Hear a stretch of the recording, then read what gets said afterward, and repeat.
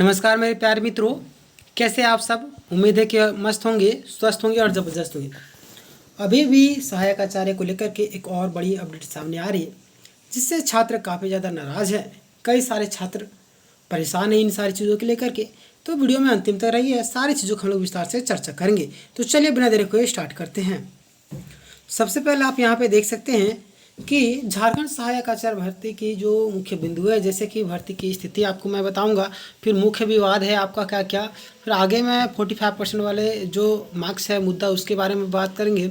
Subject combination का issue हम लोग बात करेंगे, जेटेट का क्राइटेरिया इशू हम लोग बात करेंगे, और भी कई सारे त्रुटि है। नियुक्ति पत्र के बारे में जो प्रॉब्लम आ रही है उसके बारे में बात करेंगे। फिर कोर्ट और गवर्नमेंट का रवैया उसके बारे में बात करेंगे।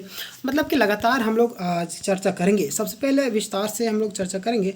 सबसे पहले आप देख लीजिएगा, यहाँ पे कई सारे मुद्दे आपको देखने को नजर आएंगे। सबसे पहले आप यहाँ पे देख लीजिए, देखिएगा यहाँ पे आप देखिए कि झारखंड सहायक आचार्य भर्ती की जो स्थिति है क्या है। सबसे पहले आप देखिए यहाँ पे कि भर्ती अंतिम चरण में, लेकिन लगातार केस चल रही है ना, और भर्ती प्रक्रिया रुकी। आखिर केस क्यों चल रही? क्योंकि त्रुटि है, प्रॉब्लम है इस भर्ती प्रक्रिया में। कहीं ना कहीं कुछ लूप होल है, जिसके कारण केस कर रहे छात्र। जेएसएससी कई शर्तों पर सहमत नहीं है, इसीलिए नियुक्ति में देरी हो रही।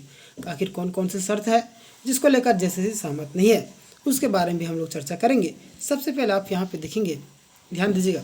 सबसे पहले आप यहाँ पे देखेंगे मुख्य विवाद। मुख्य विवाद क्या है? सबसे पहले आपका जो मुख्य विवाद में आएगा 2 ईयर बीएड वाले, कितना 2 ईयर बीएड वाले उम्मीदवार। जेएसएससी कह रही थी कि विज्ञापन यानी कि विज्ञापन में इसका जिक्र नहीं, इसलिए मान्य नहीं होगा। जेएसएससी क्या कहना है कि 2 साल बीएड वाले मान्य नहीं है, इसलिए हम लोग इसके बारे में चर्चा नहीं करेंगे, यानी कि ये लोग को बाहर करेंगे। ये जेएसएससी कहना है ना। उनका कहना विज्ञापन में जिक्र नहीं तो हम क्यों करेंगे। लेकिन देखिए ध्यान दीजिएगा, हाई कोर्ट और डबल बेंच ने कहा कि 2 साल बीएड न्यूनतम पात्रता पूरी करता है। यानी कि देखिए 2 साल बीएड हो रहा है, यानी कि 1 साल बीएड को आप ले रहे हैं, यानी कि 2 साल बीएड ये लोग किया है, यानी कि उससे डबल पढ़ाई किया है, अच्छे से पढ़ाई किया है। तो दिक्कत क्या होगा? दिक्कत तो नहीं होना चाहिए, लेकिन यहाँ पे भी दिक्कत हो रही है। और कोर्ट ने जेएसएससी को नियुक्ति देने का निर्देश दिया है, लेकिन जेएसएससी क्या कर रही? ऐसा कुछ भी नहीं कर रही। सिर्फ 2-4 लोगों को वहाँ पे, जैसे बोलते हैं कि मुख्यमंत्री के हाथों कुछ लोगों को नियुक्ति पत्र बांट दिया, वही लूट ली मुख्यमंत्री, और सारे लोग चुपचाप हो गए, है ना। मैंने पहले ही बताया था कि ऊँट के मुँह में जीरा देगी, और वही चीज़ हाल हुआ। अब किसका क्या, किसी को कोई फर्क पड़ने वाला है, क्योंकि मुख्यमंत्री नियुक्ति पत्र बांट चुकी है। इसलिए हम बोलते हैं कि सारे लोगों को एक साथ मिले तो अच्छा रहेगा। अब तक केस चलिए रहा है, ये हो ही रहा, नियुक्ति पत्र बांट रही है हमारी सरकार। देखिए जिन उम्मीदवारों के ग्रेजुएशन में 50 से कम है, 2009 के बाद बीएड वाले, है ना, ध्यान दीजिए। जिन उम्मीदवारों के ग्रेजुएशन में 50 से कम है, 2009 के बाद वाले बीएड वाले, इस बार सुप्रीम कोर्ट ने जेएसएससी से पूछा कि बहस नहीं हुई थी तो नियुक्ति क्यों रुकी है। उनका कहना था कि जैसे ग्रेजुएशन में 50 से कम होता है ना, 50% कई साल लोगों को कम था, तो इस पर सुप्रीम कोर्ट जेएसएससी से क्या कहते हैं कि जब बहस ही नहीं हुई थी तो नियुक्ति क्यों रुकी हुई है। और कोर्ट ने जेएसएससी को नोटिस भी दिया था। और देखिए यहाँ पे कई सारी चीज़ें सामने आए, जिसमें से आपका सब्जेक्ट कॉम्बिनेशन का इशू भी सामने आ रहा है। सब्जेक्ट कॉम्बिनेशन कई सारे छात्र परेशान हुए, इसके बारे में हम लोग अभी विस्तार से चर्चा करेंगे।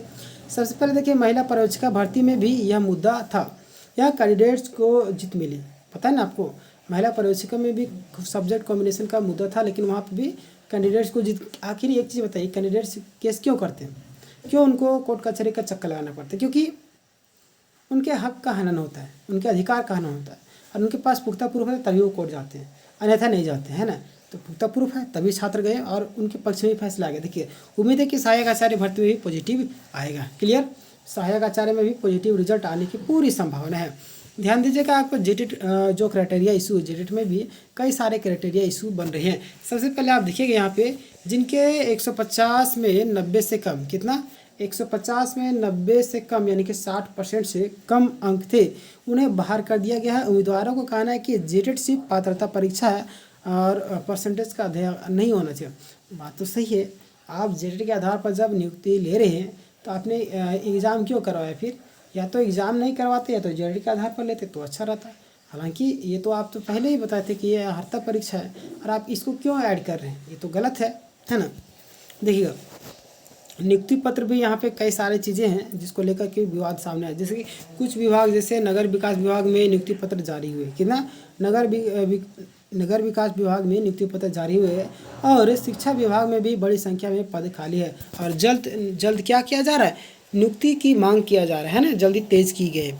आगे देखिएगा कोर्ट में गवर्नमेंट का जो रवैया है उसके बारे में क्या बातें सामने आ रही है। जैसे लगातार केस होने से भर्ती अटक रही है ना। आपको पता होगा लगातार कई सारे कैंडिडेट केस किए कर रहे हैं और भर्ती प्रक्रिया लगातार अटक रही है। और कोई कैंडिडेट्स के पक्ष में अधिकतर पॉजिटिव क्या बोले, कई कोर्ट जो भी है, कोर्ट क्या करेगी, जाहिर सी बात, छात्र जब कोर्ट जा रहे तो पुख्ता प्रूफ को लेकर के जा रहे, पुख्ता प्रूफ उनके पास है, तो कोर्ट क्या करे, कोर्ट भी लगातार पॉजिटिव रिजल्ट रख रही है उनके सामने, यानी कि क्योंकि छात्र कोर्ट जा रहे हैं और कोर्ट प्रूफ देख रही है, प्रूफ के आधार पर फैसला देती है। गवर्नमेंट भर्ती टालने की कोशिश कर रही है, मैंने पहले ही बताया था आपको, है ना। संभावित वजह क्या है, मैया सम्मान योजना का बोझ, पता है आपको, मैया सम्मान योजना में 2500 रुपये देना है और इसके लिए सरकार के पास पैसे नहीं है, तो क्या करेगी, इधर से कटौती करेगी और उधर आपको कंप्लीट करवाएगी, यही सरकार की रीति है ना।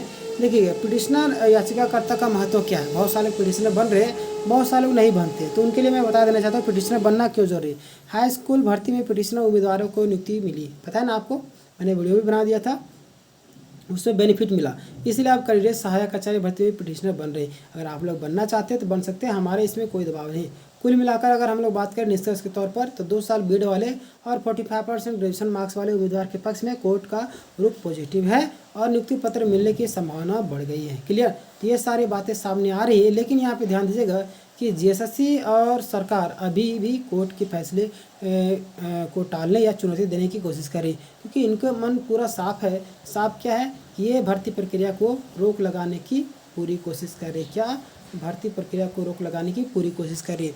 आप ध्यान दीजिएगा, जितने भी कैंडिडेट हैं, है ना, आप लोग को पेशेंस रखना है, जिनका रिजल्ट नहीं आया उनको भी, क्योंकि कई सारे छात्र कोर्ट गए थे, वहाँ भी फैसला सुनाया हो रहा है, लेकिन जेएसएससी भी गए थे, जेएसएससी में कई सारे बातें सामने आई, जिसमें कुछ छात्रों को, है ना, बोला गया कि आप लोग का अभी भर्ती प्रक्रिया कंप्लीट नहीं हुआ है, रिजल्ट आएगा, इसलिए पेशेंस बना करके रखना है। और मैंने कई सारे छात्रों को प्रॉब्लम को सॉल्यूशन दिया है, हमारे जो सब्सक्राइबर है उनको पता होगा।